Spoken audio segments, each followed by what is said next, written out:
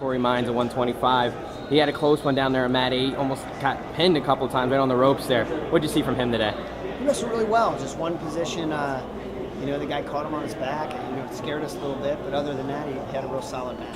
At 133 shop, he had a rough one. I mean, with the 9 seed, because being injured for a good part of the season.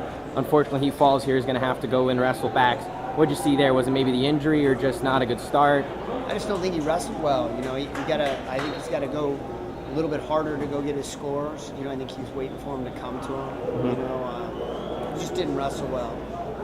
At 141, Mitch Report, he was busy today. He was picking up those points, ended up with a major decision. How good was that to see from him to just get started on a good note here? He looked sharp. He looked really sharp. 149 Habit, he had his hands full. Josh Kindig, the runner-up last year, unseeded because of injury this year. So tough first round matchup. But how do you feel Habit took care of business? He looked good. He looked real solid in all positions, and so it was a really good start for him. And a little break, and then at 184, Avery comes in here on mat 2.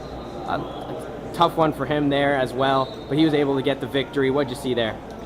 Vic was solid. We want to see him open up a little bit more, but a real solid win to start the tournament. And then right here, 197 with Vince. A tough one, a tough competitor to go against.